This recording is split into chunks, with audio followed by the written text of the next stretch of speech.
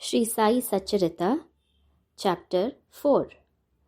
Sai Baba's first advent in Shirdi. In the last chapter, I described the circumstances which led me to write Sai Satcharita. Let me now describe the first advent of Sai Baba in Shirdi. Mission of the Saints. Lord Krishna says in Bhagavad Gita, Chapter 4, 7-8, that whenever there is a decay of dharma, that is, righteousness, and an ascendancy of unrighteousness, I manifest myself for the protection of the virtuous and the destruction of the vicious, and for the establishment of righteousness. I manifest myself age after age. This is the mission of Lord, and sages and saints who are his representatives and who appear at appropriate times and work in their own way to fulfill that mission. For instance, when the twice born, that is, the Brahmins, the Kshatriyas and the Vaishyas neglect their duties, and when the Shudras try to usurp the duties of other classes, when spiritual preceptors are not respected but humiliated, when nobody cares for religious instructions, when everybody thinks himself very learned, when people begin to partake of forbidden foods and intoxicating drinks, when under the cloak of religion people indulge in malpractices, when people belonging to different sects fight among themselves, when Brahmins fail to do Sandhya adoration, and the Orthodox leave their religious practices, when yogis neglect their meditation, when people begin to think that wealth, progeny, wife are their sole concern, and thus turn away from the true path of salvation, then saints appear and try to set matters at right path by their words and action. They serve us as beacon lights and show us the path and the right way for us to follow. In this way, many saints, that is, Nivruti, Dhyandev, Muktabai, Namdev, Gora, Gonai, Eknath, Tukharam, Narahari, Narsibai, Sajan Kasai, Savata, Ramdas, and various others did appear at various times to show the right path to the people, and so the present advent came as Sri Sai Baba of Shirdi. Shirdi, a holy Tirth, means a pilgrimage site. The banks of the Godavari river in the Ahmednagar district are very fortunate, for they gave birth and refuge to many a saint, prominent amongst them being Dhyaneshwar. Shirdi also falls in the Kopargaon Taluka or the Ahmednagar district. After crossing the Godavari river at Kopargaon, one gets the way to Shirdi. When you go there 3 kos, that is 9 miles, you come to Nimagaon. From there, Shirdi is visible. Shirdi is as famous and well known as other holy places like Ganagapur, Nirsanwadi, Audumbar on the banks of Krishna River. As the devotee Damoji flourished and blessed Mangala Veda near Pandrapur, as Samarth Ramdas at Sajangad, as Sri Nrisimha Saraswati at Saraswati Wadi, so Sainath flourished at Shirdi and blessed it. Personality of Sai Baba. It is on account of Sri Sai Baba that Shirdi grew into importance. Let us see what sort of personage Sai Baba was. He conquered this sansar, that is, worldly existence, which is very difficult and hard to cross. Peace or mental calm was his ornament, and he was the repository of wisdom. He was the home of Vaishnav devotees, most generous, like Karna, amongst all, the quintessence of all essences. He had no love for perishable things and was always engrossed in self-realization, which was his sole concern. He felt no pleasure in the things of this world or of the world beyond. His antarang, that is heart, was as clear as a mirror and his speech always rained nectar. The rich or poor people were the same to him. He neither knew nor cared for honor or dishonor. He was the Lord of all beings. He spoke freely and mixed with all people, watched the actings and dances of nautch girls, and heard ghazal songs. Still, he swerved not an inch from samadhi, that is, mental equilibrium. The name of Allah was always on his lips. While the world awoke, he slept, and while the world slept, he was vigilant. His abdomen, that is inside, was as calm as the deep sea. His ashram could not be determined, nor his actions could be definitely determined. And though he sat or lived in one place, he knew all the transactions of the world. His darbar was imposing. He told daily hundreds of stories, still he swerved not an inch from his vow of silence. He always leaned against the wall in the masjid, or walked morning, noon and evening towards Lendi and Chavdi. Still he at all times abided in the self. Though a siddha, he acted like a sadhaka. He was meek, humble and egoless, and pleased all. Such was the Sai Baba, and as of the soil of Shirdi was trodden by Sai Baba's feet, it attained extraordinary importance. As Dhyaneshwar elevated Alandi, Eknath did to Python, so Sai Baba raised Shirdi.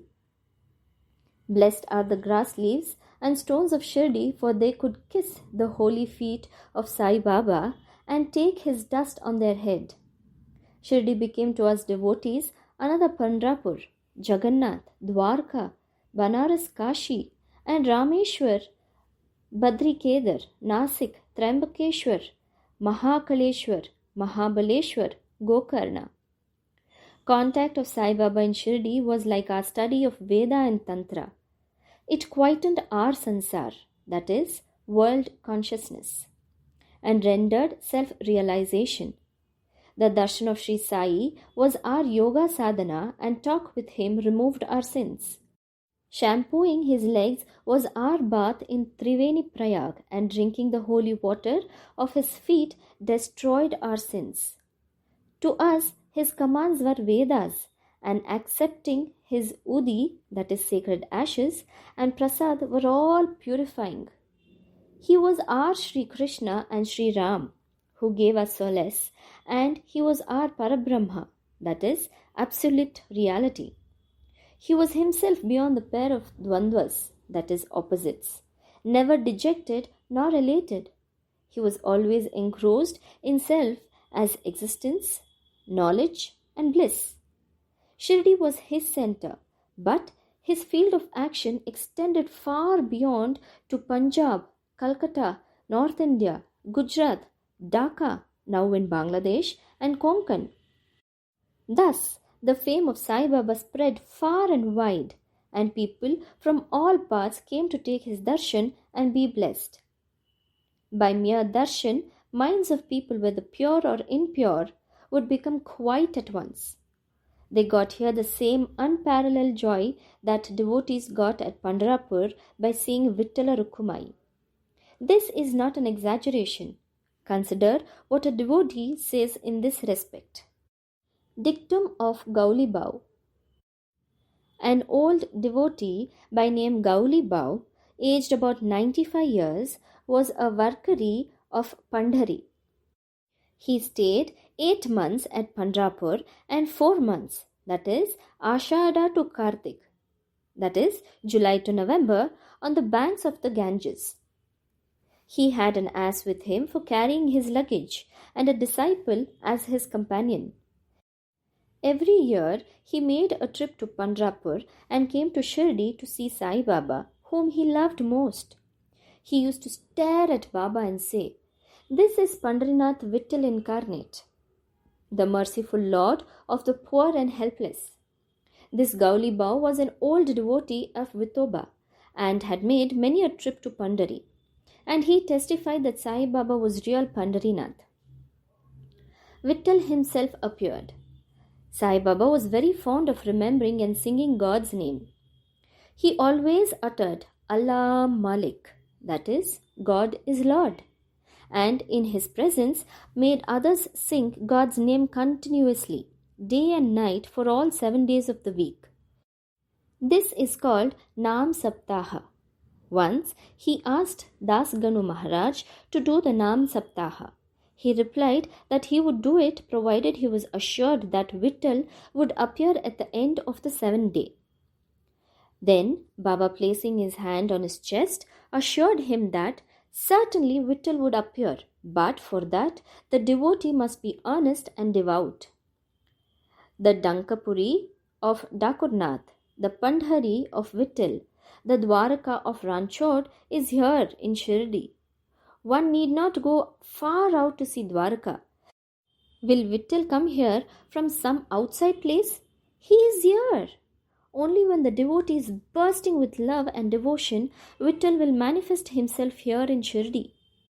After the Saptaha was over, Vitthal did manifest himself in the following manner.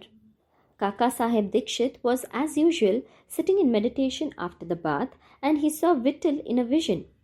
When he went at noon for Baba's darshan, Baba asked him point blank, "Did Vitthal Patil come? Did you see him? He is very truant fellow. Catch him firmly. Otherwise, he will escape even if you are a little inattentive." This happened in the morning, and at noon there was another Vitthal darshan. One hawker came there for selling 25 to 30 pictures of Vithoba. This picture exactly tallied with the figure that appeared in Kaka Sahib's vision. On seeing this and remembering Baba's words, Kaka Sahib Dikshit was much surprised and delighted. He bought one picture of Vithoba and placed it in his shrine for worship. Bhagwant Rao Kshirsagar's story. How fond was Baba for Vittal's worship was illustrated in Bhagwant Rao Kshirsagar's story. The father of Bhagwant Rao was a devotee of Vithoba and used to make varis, that is, annual trips to Pandrapur. He also had an image of Vithoba at home which he worshipped. After his death, the son stopped everything, the vari, the worship, and Shraddha ceremony, etc. When Bhagwant Rao came to Shirdi, Baba, on remembering his father, at once said, "His father was my friend, so I dragged him, that is the son, here. He never offered Nevedya, that is, offering food, and so he starved Vitthal and me. So I brought him here. I shall remonstrate him now and set him to worship." Das Ganu's bath in Prayag. The Hindus think that a bath in the holy Tirth of Prayag, where the Ganga and the Yamuna meet, is very meritorious, and thousands of pilgrims go there at periodical times to have the sacred bath there. Once, Das Ganu thought that he should go to Prayag for a bath and came to Baba to get his permission for doing so. Baba replied to him, "It is not necessary to go so far. Our Prayag is here, believe me." Then, wonder of wonders! When Das Ganu placed his head on Baba's feet, out flowed the streams of Ganga and Yamuna water from both the toes of Baba. Seeing this miracle, Das Ganu was overwhelmed with feelings of love and adoration and was full of tears. Inwardly, he felt inspired, and his speech burst forth into a song in praise of Baba and his Leelas. Immaculate Conception of Sai Baba and his first advent in Shirdi. Nobody knew the parents, birth, or birthplace of Sai Baba. Many enquiries were made, many questions were put to Baba and others regarding these items, but no satisfactory answer or information has yet been obtained. Practically, we know nothing about these matters. Namdev and Kabir were not born like ordinary mortals. They were found as infants in mother of pearls. Namdev being found on the bank of Bhimarathi river by Gonayi, and Kabir on the bank Bhagirathi river by Tamal. Similar was the case with Sai Baba. He first manifested himself as a young lad of 16 years under a neem tree in Shirdi for the sake of bhaktas, that is, devotees. Even then, he seemed to be full with knowledge of Brahma. He had no desire for worldly objects, even in dream. He kicked out Maya, and Mukti, that is deliverance, was serving at his feet. And one old woman of Shirdi, the mother of Nana Chopdar, described him thus: "This young lad, fair, smart, and very handsome, was first seen under the neem tree seated in an asan. The people of the village were wonderstruck to see such a young lad practicing hard penance, not minding heat and cold. By day he associated with none. By night he was afraid of nobody.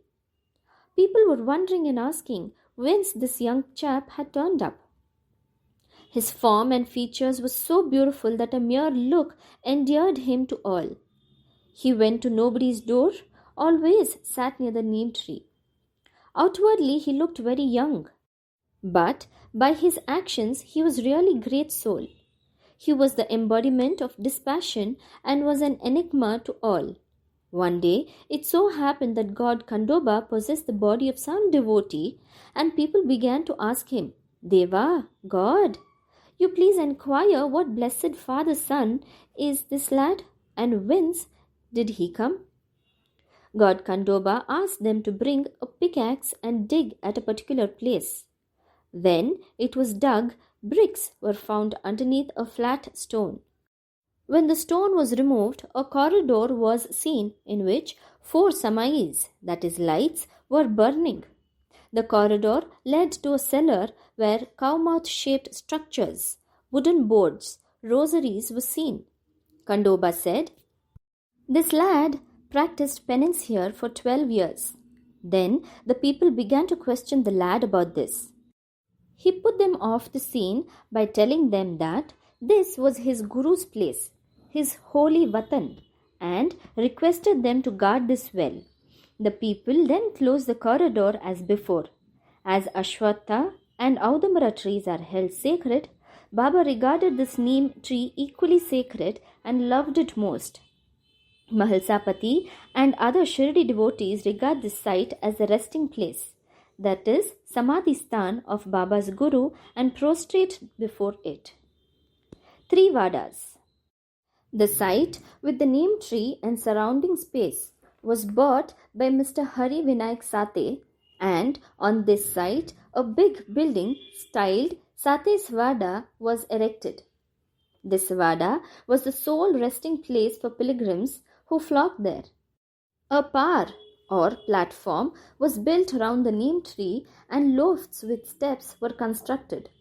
Under the steps there is a niche facing south, and devotees sit there on the par facing north.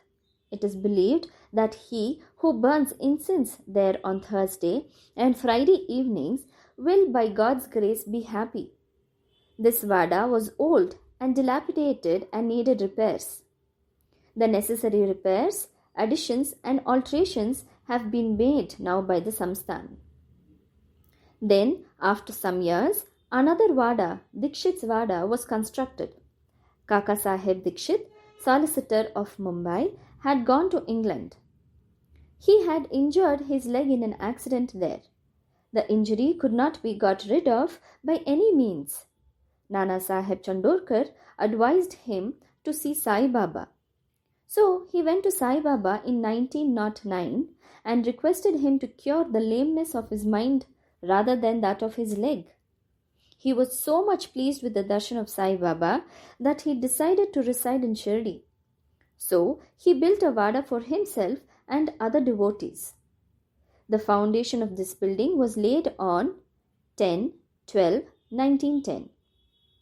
On this day, 2 other important events took place. Mr. Dada Saheb Kaparde was given permission to return home, and the night aarti at the Chavadi was started. The Vada was completed and was inhabited on the Ram Navami day in 1911 with due rites and formalities. Then another Vada or palatial mansion was put up by the famous millionaire Mr. Booty of Nagpur.